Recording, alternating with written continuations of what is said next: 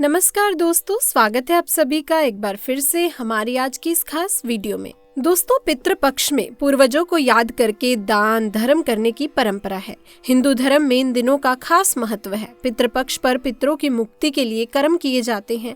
धार्मिक मान्यताओं के अनुसार पितर नाराज हो जाएं तो घर की तरक्की में बाधाएं उत्पन्न होने लगती हैं। यही कारण है कि पितृपक्ष में पितरों को खुश करने और आशीर्वाद प्राप्त करने के लिए श्राद्ध किए जाते हैं। पितृपक्ष आश्विन मास के कृष्ण पक्ष की प्रतिपदा तिथि से शुरू होता है। ये अमावस्या तिथि तक रहता है। इस बार पितृपक्ष 29 सितंबर से शुरू होने जा रहे हैं और इसका समापन 14 अक्टूबर को होगा। मान्यता है कि पितृपक्ष में श्राद्ध और तर्पण करने से पितृ प्रसन्न होते हैं और आशीर्वाद प्रदान करते हैं। उनकी कृपा से जीवन में आने वाली कई प्रकार की रुकावटें दूर होती हैं। व्यक्ति को कई तरह की दिक्कतों से भी मुक्ति मिल जाती है। तो आइए दोस्तों, जानते हैं कि पितृपक्ष क्या होता है और इन दिनों में कौन सी ऐसी दो सब्जी हैं जो भूल कर भी नहीं बनानी चाहिए। तो आज हम आपको पितृपक्ष की संपूर्ण जानकारी देने वाले हैं। बने रहिए वीडियो के अंत तक। सबसे पहले आपको ये जानकारी होनी चाहिए कि आप जिस पितर का श्राद्ध कर रहे हैं उनकी मृत्यु किस दिन हुई थी। इतना जरूर याद रखें कि मृत्यु जिस दिन हुई हो उसी तिथि पर ही श्राद्ध करना चाहिए। बहुत से लोग ये गलती करते हैं कि जिस दिन अंतिम संस्कार हुआ होता है उसी तिथि पर श्राद्ध कर लेते हैं, जो कि गलत है। पितृपक्ष में सभी तिथियों का अलग अलग महत्व होता है। जिस पितर की मृत्यु जिस तिथि पर होती है, पितृपक्ष में उसी तिथि पर उनका श्राद्ध कर्म किया जाता है। अंतिम संस्कार वाली तिथि को श्राद्ध के लिए ग्राह्य नहीं माना जाता है। दोस्तों, शास्त्रों में कुछ ऐसी चीजों के बारे में बताया गया है जिन्हें पितृपक्ष के दौरान भूल कर भी नहीं खाना चाहिए। कुछ ऐसी चीजें जिनका ना तो पितृपक्ष के दौरान सेवन करना चाहिए और ना ही पितरों को, ये ब्राह्मणों को इन चीजों का भोग लगाना चाहिए। दोस्तों, मान्यता है कि मृत्यु के देवता यमराज श्राद्ध पक्ष में पितरों को मुक्त कर देते हैं ताकि वे स्वजनों के यहाँ जाकर तर्पण ग्रहण कर सकें। पितृ भाद्रपद पूर्णिमा पर पितृलोक से धरती पर आ जाते हैं और 16 दिन तक श्राद्ध तर्पण पिंडदान ग्रहण करके सर्व पितृ अमावस्या की रात्रि को चले जाते हैं। दोस्तों, इसीलिए ये 16 दिन पूर्ण रूप से पितरों को समर्पित होते हैं। इन 16 दिनों में पितरों की आत्मा की शांति के लिए पिंडदान, श्राद्ध, तर्पण कर्म किए जाते हैं। पितरों के लिए श्रद्धा से कुछ समर्पित करना ही श्राद्ध कहलाता है। ये 16 दिन पितरों को प्रसन्न कर पितरों की कृपा प्राप्त करने के लिए बहुत ही खास माने जाते हैं। दोस्तों, जैसा कि आप सभी जानते हैं कि पितृपक्ष के दौरान कोई भी शुभ और मांगलिक कार्य नहीं किए जाते। दोस्तों, ऐसे में हम जानते हैं कौन सी ऐसी चीजें हैं जिनका पितृपक्ष के दौरान भूल कर भी सेवन नहीं करना चाहिए। कौन सी चीजें हैं जिनको पितृपक्ष के दौरान पितरों को या ब्राह्मणों के भोजन में भूल कर भी शामिल ना करें, वरना दोष लगता है। आगे बढ़ने से पहले अभी तक आपने अगर हमारे चैनल को सब्सक्राइब नहीं किया तो इस चैनल को सब्सक्राइब करके सच्चे दिल से कमेंट बॉक्स में लिख दें ओम नमः शिवाय।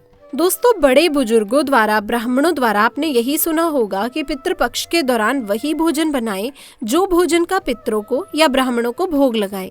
जो पितरों को पसंद था तभी ही पितरों की आत्मा को शांति मिलती है। लेकिन यहाँ पर हम कुछ ऐसी गलतियाँ कर देते हैं। अधिकतर घरों में अधिकतर लोगों के पूर्वजों को लहसुन प्याज पसंद होता है, तो जब भी भोजन बनाते हैं तो उसमें प्याज और लहसुन डाल देते हैं और पूर्वजों के पसंद के हिसाब से भोजन बनाकर ब्राह्मणों को भोजन करवा देते हैं। या फिर जिनके पितरों को नॉनवेज पसंद होता है, नॉनवेज लेकर किसी जरूरतमंद व्यक्ति को पितरों के नाम से दान कर देते हैं जिससे उन्हें उनका आशीर्वाद प्राप्त हो। दोस्तों, अगर आप भी ऐसा करते हैं तो भूल कर भी इस गलती को ना करें।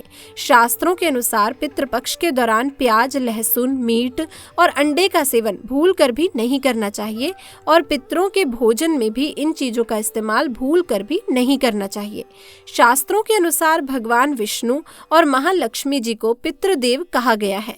पितरों का भोजन, श्राद्ध, तर्पण, पिंडदान सबसे पहले भगवान विष्णु और महालक्ष्मी जी ही स्वीकार करती हैं। उसके पश्चात ये पितरों को मिलता है और भगवान विष्णु और लक्ष्मी जी के पूजन में प्याज, लहसुन, मीट, अंडे का इस्तेमाल करना वर्जित बताया गया है। अगर आप पितरों के भोजन में प्याज, लहसुन, मीट, अंडे इन चीजों का इस्तेमाल करते हैं तो भगवान विष्णु और महालक्ष्मी जी उसे स्वीकार नहीं करेंगी और जब भी पितृदेव स्वीकार नहीं करेंगे तो हमारे पितृ भी उस भोजन को स्वीकार नहीं करेंगे। इसीलिए इस बात को हमेशा ध्यान में रखें। दोस्तों, श्राद्ध पक्ष के दौरान पितरों के निमित्त जो भोजन बनाए या ब्राह्मणों को भोजन कराने के लिए भी जो भोजन बनाए वो बिना प्याज, लहसुन और मीट अंडे का बनाए। ना ही पितरों के नाम का ऐसा भोजन आप किसी जरूरतमंद व्यक्ति को दान दें। दोस्तों, श्राद्ध पक्ष के दौरान पितरों को जो भोजन बनाए बिना प्याज और बिना लहसुन तथा मीट अंडे का होना चाहिए। ये सभी सामग्री शुद्ध भोजन में नहीं डालनी चाहिए। घोर पाप लगता है, पितृदेव क्रोधित हो जाते हैं। दोस्तों, ध्यान रखें, पितृपक्ष के दौरान आप भी प्याज, लहसुन और मीट अंडे का इस्तेमाल भूल कर भी ना करें। शराब आदि का सेवन भी ना करें। पितृपक्ष के दौरान बासी भोजन ना करें। इन 16 दिनों में बासी भोजन शैतान को प्राप्त होता है। पितृपक्ष के दौरान ना ही बासी भोजन करना चाहिए और ना ही किसी को करवाना चाहिए। कोई जरूरतमंद व्यक्ति अगर आपके द्वार पर आए तो उसे भी आप बासी भोजन ना दें। शास्त्रों में बताया गया है कि पितृपक्ष के दौरान पितृ किसी भी रूप में द्वार पर आ जाते हैं और अगर ऐसे में आप पितरों को बासी भोजन दे देंगे तो इससे आपको पितृदोष लगेगा। इसीलिए इस बात का विशेष ध्यान रखें, ना तो आप बासी भोजन करें और ना ही किसी को दें। दोस्तों, पितृपक्ष के दौरान अपने खुद के लिए वस्त्र नहीं खरीदने चाहिए। इन 16 दिनों में आप वस्त्रों का दान कर सकते हैं और अपने लिए कभी वस्त्र ना खरीदें। इन दिनों में नए वस्त्र खरीदना अशुभ माना जाता है। पितृपक्ष के दौरान पति पत्नी को दूरी बनाकर रहना चाहिए, क्योंकि इस दौरान हमारे पितृदेव हमारे घर के अंदर ही हमारे आसपास मौजूद रहते हैं और अगर आप ऐसा करेंगे तो हमारे पितृ नाराज होकर चले जाएंगे।